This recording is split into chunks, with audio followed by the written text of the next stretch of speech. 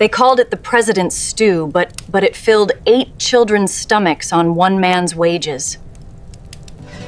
Sit down beside me and I'll show you what truly went onto this table each day. If you had to feed 8 people with what's left in your fridge, and what could you make?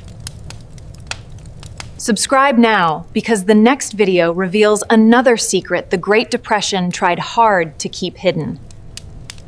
Come see how I put food on this table every single day, even when we had almost nothing. 1. Hoover stew. This mix of macaroni, sliced hot dogs, canned tomatoes, and canned corn earned the nickname Hoover stew in community kitchens across the United States in the early 1930s, an ironic tribute to President Herbert Hoover, who much of the public blamed for the crisis. A survivor of the era, identified as Mrs. Dunn in accounts collected decades later, described the dish as almost a luxury because it included meat, something too rare to ever take for granted. It was cooked in huge pots in city soup kitchens, but it also became a home dish for large families trying to stretch a single package of hot dogs across several dinners. It had no seasoning, almost no flavor beyond the basics, but it filled stomachs. And while cities served this dish in organized lines, families without access to community kitchens built their own version of the same principle, gathered instead around a single pot shared between neighbors. 2. Mulligan stew.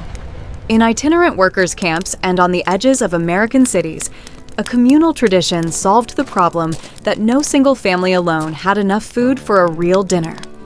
Mulligan stew came together when each family or traveler contributed whatever they had: a potato, a meat bone, a wilted carrot, a handful of rice, and all of it went into the same large pot boiling outdoors. The result was never the same twice, but it was always enough to feed far more people than any single contribution could have on its own. This kind of collective dish also spread to neighborhoods of large families during the Depression, where neighbors pooled what they had on especially hard days.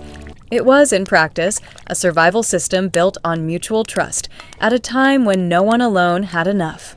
3. Hoover hogs, backyard rabbits.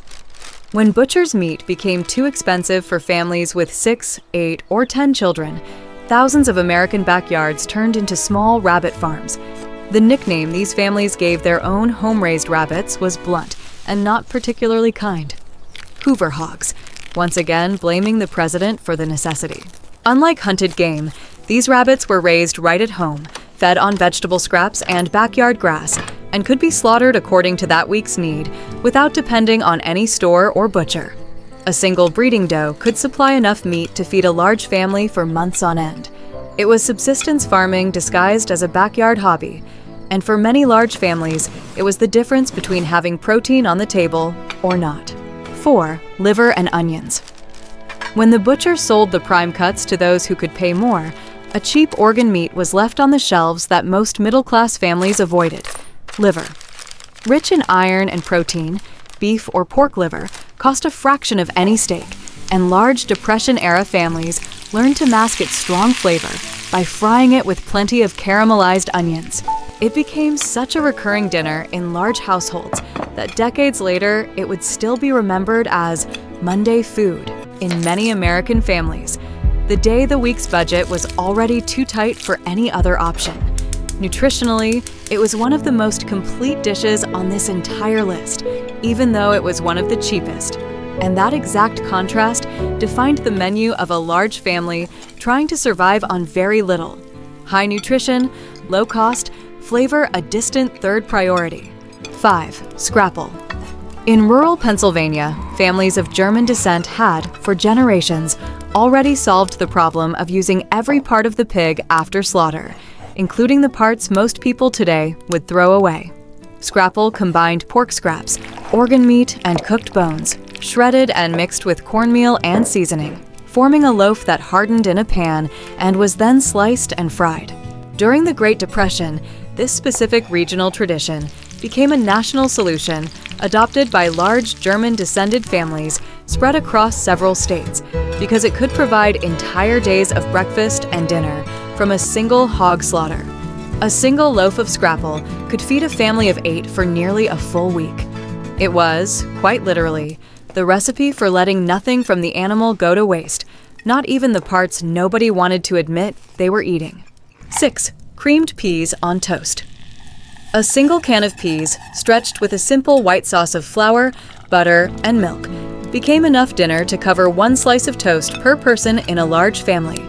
The dish appeared frequently in home economics guides distributed by agricultural extension agencies in the 1930s, precisely because it turned one cheap ingredient into a meal that looked more substantial than it really was.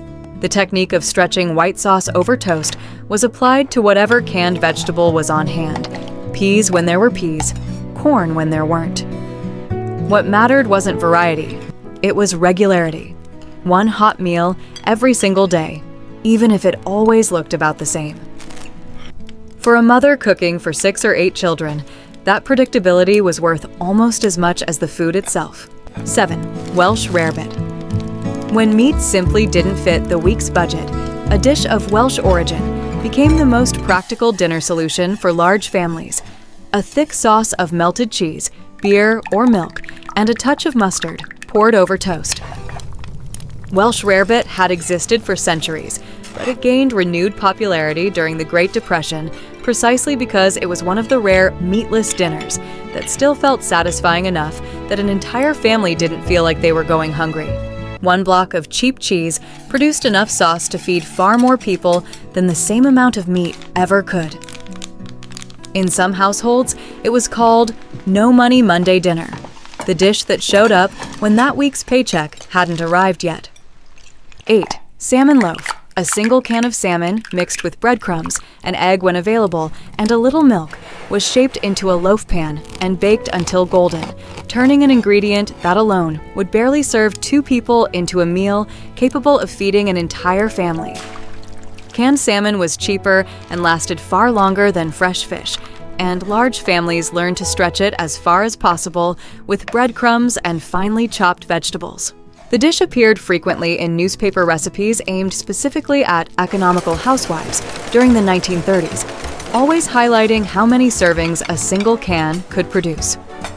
Sliced like a meatloaf, it served up to 8 people from one small can, a ratio no other protein source of the era could match at the same price. 9. Oxtail soup. Oxtail was, in most American butcher shops of the 1930s, one of the cheapest cuts available, considered by many butchers to be an almost worthless byproduct. Slowly simmered for hours with whatever vegetables were on hand, this bone full of cartilage and small bits of meat released a broth rich enough to feed an entire large family from a single piece of meat that cost only pennies. The long cooking time, often the whole day on low heat, was what made the dish work. There was almost never money left in the family budget to buy more meat, but there was almost always time. It was the kind of dish a mother would start early in the morning and let simmer while handling every other household task for a family with many mouths to feed. 10. Frayed bologna sandwich. When it emerged as a cheap processed meat option in the 1930s, American bologna quickly became one of the most purchased items by large families on tight budgets, because a single thin slice produced far more sandwiches than the same amount of any fresh meat. Frying the slices before assembling the sandwich wasn't a luxury, it was a necessity. The fat that rendered in the pan helped stretch the flavor even further, and the curled, browned edges of the bologna gave the sense of eating something more substantial than it really was. Served between 2 slices of plain bread, this sandwich became a recurring dinner in large families throughout the decade, and would still be remembered decades later as childhood food by millions of Americans who grew up in big, cash-strapped households. 11.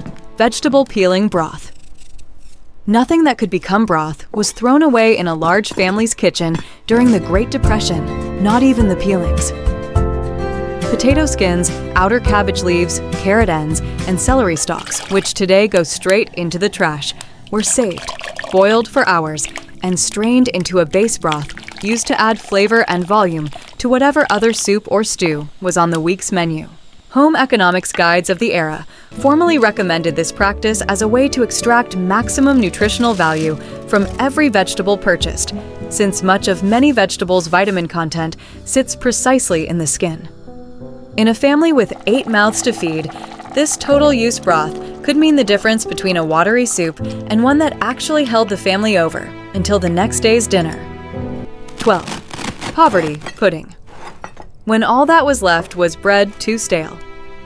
Even to toast, with no eggs or fresh milk for a traditional pudding, large Depression-era families created an adapted version using water, a little sugar or molasses, and whatever fat was available to soften the bread into a sweet batter baked until set. The nickname the recipe earned in many households, poverty pudding, didn't hide anything about its origin, but it also didn't hide its real function, turning bread that would otherwise be thrown out into the only dessert a large family would see for weeks at a time. Served warm, in small portions to stretch further, this pudding showed up especially on Sundays, when even without extra money, a mother tried to give her children some sense that this one day was different from the other 6. 13. Chow mein sandwich. In the industrial city of Fall River, Massachusetts, Chinese immigrants adapted a traditional dish to serve textile factory workers of Irish, English, and French-Canadian descent who needed a cheap, fast, and filling meal. The result was the chow mein sandwich, crispy fried noodles topped with a thick meat and vegetable gravy, served between 2 halves of a hamburger bun, not meant to be eaten like an ordinary sandwich, but as a full meal that fit within a factory worker's short lunch break. The dish became so essential to the economy of large families in the region that local restaurants still serve it today, nearly a century later, and it was even part of the Fall River school lunch menu into the 1990s. Outside that specific corner of Massachusetts, few Americans today have ever heard of it, which makes this dish one of the clearest examples of a survival solution that never spread beyond the exact place where it was born. 14. Potted meat sandwiches. Small cans of seasoned processed meat, sold for just a few cents in practically every American grocery store of the 1930s, became one of the most reliable resources for large families needing to guarantee protein at dinner without relying on the butcher. This canned meat, ground into a spreadable paste, produced enough sandwiches to feed several children from a single small can, far more economically than any cut of fresh meat ever could. Unlike fresh meat, it needed no refrigerator, didn't spoil within days, and could sit in the pantry waiting for the day nothing else fresh was left in the house. For many large families, that can on the shelf functioned as a quiet safety net, the guarantee that even on the worst day of the week, there would still be some protein at dinner. 15. Government surplus canned meat casserole. In 1933, the United States government created the Federal Surplus Relief Corporation, a program that purchased surplus crops and meat that producers couldn't sell, and distributed that food directly to families in need through state relief agencies. Cans of preserved meat, often corned beef, arrived with barely any labeling to thousands of homes with many children, and families learned to stretch that meat even further by turning it into a casserole mixed with potatoes, onions, and whatever vegetables were left, baked until browned on top. Unlike almost everything else on this list, this dish wasn't born from a traditional recipe. It was born directly from a government policy, and because of that, it carried a different emotional weight. Eating it meant, for many proud families, publicly admitting they needed help. And that weight sums up, more than any other dish on this list, what it truly meant to feed a large family through the worst economic crisis in American history. These 15 dinners show that feeding a large family during the Great Depression was never about variety or flavor. It was pure math. How many mouths, how much money, how much time. Every dish on this list came from the same question, repeated every single night in millions of American homes. What can be made to last until tomorrow? If you had to feed 8 people with whatever's left in your fridge right now, which of these 15 dishes could you actually recreate today? Subscribe now, because the next video reveals an entirely different forgotten food subniche the Great Depression hid, and it's going to surprise you even more than this one. Comment below. Which of these 15 dinners did your grandmother or great-grandmother still make without you knowing where it came from?